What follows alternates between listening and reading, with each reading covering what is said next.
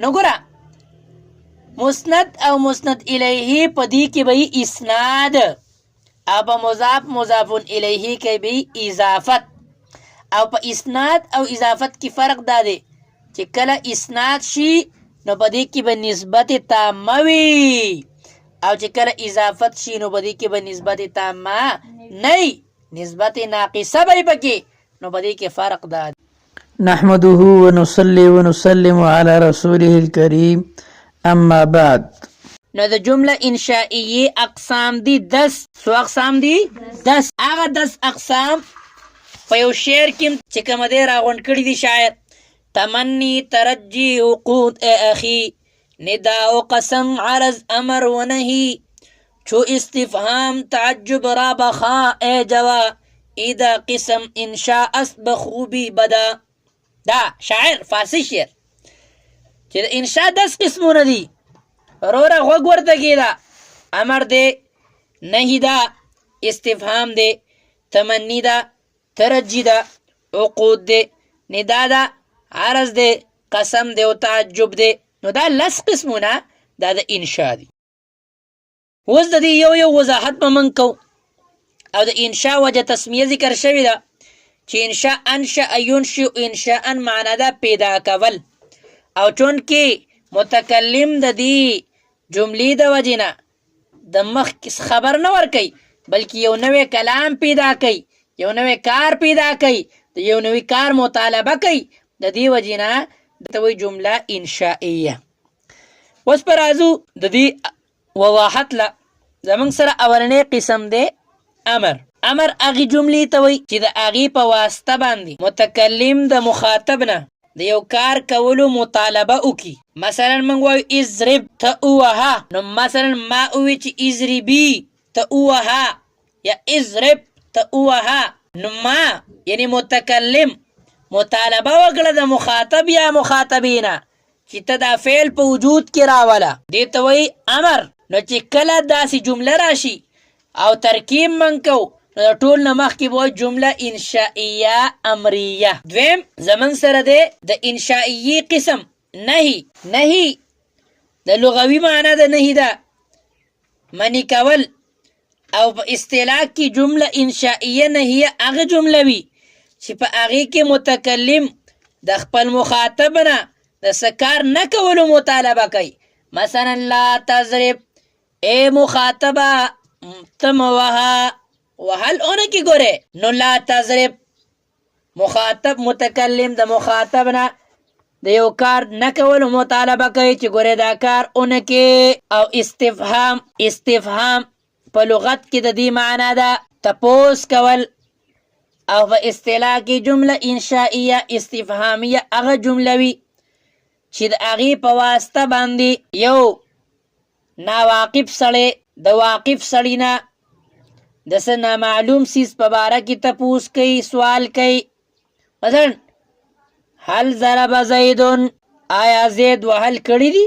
نو ګویا چې متکلم ناواقف ته چې زید وهل کړي دي او که نه دي کړي، نو دا د مخاطب نه چې هغه عالم دی د زید په وهلو باندې د هغې نه مطالبه کوي چې بهی ما ته خو دا ووایه چې آیا زید وهل کړي دي یا نه دي کړي. نو دې ته وایي جمله استفهامیه انشائیه. بل زموږ سره دی تمنی. تمنی په لغت کې معنا ده ارزو، اظهار کول، ارزو کول. او په اصطلاح کې جمله تمنیه انشائیه هغه جمله ده چې په هغې کې متکلم د خپل ارزو اظهار وکړي. مثلا موږ وایو لیت زیدن حاضرون، کاش چې زیر حاضر شوی، کاش چې د پلانکې کار شوی. موږ چې کاش کاش وایو دا ټول جمله تمنیې دي، تمناګانې دي، ارزوګانې دي. دې ته وایي تمنی. او ترجی په لغت کې وایي امید کول او په اصطلاح کې جمله انشائیه ترجیه هغه جمله ده چې هغې په واسطه باندې متکلم د خپل امید اظهار وکړي. مثلا موږ وایو لعل عمرا غائب، امید دی چې عمر غایب وي، امید دی چې عمر غایب وي، امید دی چې د پلانکې کار داسې وي، امید دی چې د پلانکې کار داسې وي. نو دا ټول ترجیات. اوس علماء کرامو په تمنی او ترجی کې فرق هم ذکر کړی دی. ډیر فرقونه به کې ذکر کړی دي. یو فرق دا دی په تمنی او په ترجی کې چې د تمنی استعمال د ممکن او ناممکن دواړو لپاره کولی شي انسان، او د ترجی استعمال صرف د ممکن دپاره کیدی شي، د ناممکنو دپاره نشي کیدی. مثلا موږ وایو لیت الشباب یعود یوما، کاش ځواني یو ورځ دوباره راشي، دا خو ویلی شي. لیکن لعل الشباب یعود یوما دا نشي ویلی. ولې؟ ځکه چې لعل دا د ترجی دپاره راځي او لیتا دا د تمنی دپاره راځي، او ترجی د ناممکناتو نشي کیدی. نو چې ځواني تیره شي نو ځواني دوباره راځي نه، نو چې نه راځي نو لہذا د دې ترجی ته نشي کولی، خو تمنی کولی شي. دویم فرق پکې علماء کرام علماء نحویینو دا ذکر کړی دی چې د ترجی استعمال په محبوب او غیر محبوب، په خوښه او ناخوښ دواړو کارونو کې انسان کولی شي، لیکن د تمنا استعمال صرف په محبوب کارونو کې کیږي، په غیر محبوب کارونو کې نه کیږي. مثلا سړی وای لعل السلطان یقتلنی، شاید باچا ما قتل کی، دا خو بالکل ویلی شي. لیکن لیت السلطان یقتلنی دا نشي ویلی. ولې؟ ځکه چې دا تمنا صرف او صرف په محبوب کارونو کې کیږي، په نامحبوب کارونو کې نه کیږي. انسان د هغې تمنا نه کوي. نو د دې وجې نه لیت السلطان یقتلنی دا چې کومه دی انسان ویلی نشي، انسان ویلی. نورم فرقونه علماء کرامو ذکر کړي دي، خو امید دا دی چې بس صرف تاسو ته په سمجھ کې لږ لږ شان راشي. د تمنی او ترجی فرق بس دومره ډیره ده. مخکې زموږ سره د انشاء جمله انشائیه قسم دی عقود. عقود اصل کې دا د عقد جمع ده، او عقد په لغت کې د هغې معنا ده غوټه لګول، او په اصطلاح کې جمله انشائیه عقودیه هغه جمله ده د څه معاملې د انعقاد سره د هغې تعلقي. نو هغې الفاظو ته هغې جملې ته جمله انشائیه عقودیه وایي. مثلا موږ وایو بعتو اشتریتو، نو دا ټول دا عقود دي، ځکه چې د بعتو د وجې نه یو معامله منعقد شوې ده، اشتریتو د وجې نه یو معامله منعقد شوې ده، د دې وجې نه دې ته وایي جمله انشائیه عقودیه. لیکن دا خبره ذهن کې کیدی چې کله دا بعتو او اشتریتو په هغې وخت کې وویلی شي، په کم وخت کې چې معامله انسان کوي، نو بیا خو دا جمله انشائیه ده. لیکن که چرته د معاملې نه وروستو دا وویلی شي، نو بیا دا جمله انشائیه نه ده. ګورې جمله فعلیه ده، جمله فعلیه ده.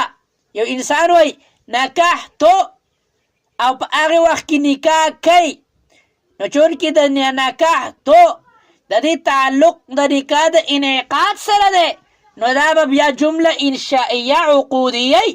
لیکن که چرته نکاح کړی او د هغې نه وروستو دا وایي چې نکحتو، نو دا به جمله انشائیه نه. ګورې دا به جمله فعلیه. بیا امید دی سمجھ کې به راغلي خبره. او وم نمبر زمونږ سره قسم دی د جمله انشائیه ندا. ندا په لغت کې وای، په لغوي معنا د ندا ده آواز ورکول، او په اصطلاح کې جمله انشائیه ندائیه هغه جمله ده چې په هغې کې متکلم د مخاطب خپل طرف ته متوجه کوي. متکلم مخاطب ته آواز کوي چې دا زما طرف ته څه شي، متوجه شي، نو دې ته وایي ندا. او ګوره چې کوم ځای کې آواز وي، کوم ځای کې ندا وي، هلته څلور څیزونه وي. یو ته وایي منادي، یو ته وایي منادا، یو ته وایي حرف ندا، او یو ته وایي مقصود بالندا یا جواب ندا. منادي چاته وایي؟ آواز کوونکي ته. کوم سړی چې آواز کوي هغې ته وایي منادي. منادا چاته وایي؟ کم سړی ده چې آواز کیږي هغې ته وایي منادا. حرف ندا د کم حرف په بنیاد باندې چې آواز کیږي هغې ته وایي حرف ندا. او مقصود بالندا د کم مقصد او د کم مطلب د وجه نه چې مخاطب ته آواز کیږي نو هغې ته وایي مقصود بالندا. مثال طور منګه وایو یا الله یا اللهم اغفر لی، یا الله یا اللهم اغفر لی، ای الله زمنګ بخنه وکړي. نو ګورئ منګ یو منادیان، اللهم منګ یو منادیان او الله دې منادا او اللهم نه دا اصل کې الله یا الله نو یا کټه هم مې داغي اخی کې راوس نو اللهم شو. نو یا حرف ندا ده او مقصود بالندا ده اغفر لی زمنګ یا ماته بخنه وکړي، یا اغفر لنا. نو دا چې کومه مقصود بالندا بخنه ده. مخکې د منادا مفصل تفصیل ان شاء الله روان دی، د اعراب مفصل تذکره روانه ده. دې وجه نه دلته شړل فضول دي، صرف ذهن کې دا کېدی چې ندام دا د جمله انشائیه یو قسم دی. اتم قسم دی زمنګ سره عرض. عرض په لغت کې څه ته وایي؟ پیش کولو ته. او په اصطلاح کې جمله انشائیه عرضیه هغه جمله چې په هغې کې متکلم مخاطب ته په نرمۍ سره د یو کار کولو ترغیب ورکوي، په نرمۍ سره د یو کار کولو ترغیب ورکوي، نو هغې ته وایي عرض. مثلا منګه وایو مشهور الا تنزل بنا فتصيب خیرا، ته ولې زمونږ خواته نه راځې چې تا ته خیر ورسي؟ زمونږ خواته راځه، دوره کې شریکت کوه، څه نه څه زده کې. نو دې ته عرض وایي. خو یو امر دی، وایي سبا دورې له راځه، داسې دی امر. خو عمومي دوستان یو بل ته التماس کوي او یا یو بل ته څه کوي؟ عرض کوي، راځئ ښه نه دورې له راځئ، صحیح ده. نو دا څه دی؟ عرض دی، ځکه چې متکلم د مخاطب نه په نرمۍ سره د یو کار ترغیب ورکړي نو هغې ته څه وایي؟ عرض وایي. او مخکې زموږ سره دی قسم. نو قسم په لغت کې وایي قسم اوچتولو ته، قسم خوړلو ته. او په اصطلاح کې جمله انشائیه قسمیه هغه جمله ده چې د هغې په واسطه سره قسم اوچت کړی شي. مثلا والله لاقتلن زیدا، په الله مې دې قسمي زید به قتلومه، ضرور بس ضرور به زید چې کومه دی نو څه کومه؟ قتلومه. نو دې ته وایي جمله انشائیه قسمیه. او کوم ځای کې چې قسمي نو هلته هم څلور څیزونه، یو ته وایي مقسم، یو ته وایي مقسم به، یو ته وایي حرف قسم او یو ته وایي جواب قسم. مقسم هغې کس ته وایي کوم سړی چې قسم خوري. مثلا ما وي والله لاقتلن زیدا، نو زه مقسم. یو دی مقسم به، هغې ته وایي چې د کم څیز قسم وخوړی شي. مثلا لاقتلن زیدا، زه به زید قتلومه، دا مقسم به دی. حرف قسم کوم لفظ چې د قسم په لفظ الله یا د هغې په صفاتو داخل شي نو هغې ته وایي حرف قسم. او جواب قسم هغې ته وایي په کم خبره باندې قسم وخوړی شي. یا لاقتلن زیدا. اوس ګورئ چې ما وي والله لاقتلن زیدا، نو په دې جمله کې متکلم زه مقسم شومه، لفظ الله مقسم به شو ځکه چې په الله باندې قسم خوړلی دی که. او واو چې کومه د حرف قسم دی ځکه چې په لفظ الله باندې داخل دی. او لانصرن یا لاقتلن زیدا دا جواب قسم دی. مخکې ان شاء الله تعالی د دې مزید تفصیل روان دی.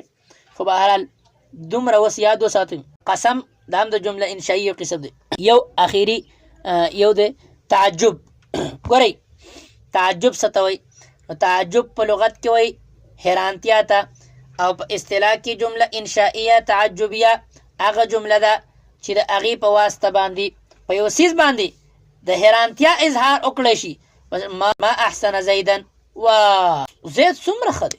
اردو کې مونږ کیا هی اچھا ہے زید، کیا هی اچھا ہے زید. وسه دا د جمله انشائیه قسمونه. یو ذهن کې یو قاعده او ضابطه ذهن کې کېدی. موږ دوه څیزونه وي، یو موږ وي مسند الیه او یو لفظ راځي مضاف الیه. نو ګوره مسند او مسند الیه په دې کې به اسناد او په مضاف الیه کې به اضافت. او په اسناد او اضافت کې فرق دا دی چې کله اسناد شي نو په دې کې به نسبت تامه وي، او چې کله اضافت شي نو بدی کې به نسبت تامه نه نسبت ناقصه به پکې نو بدی کې فرق ده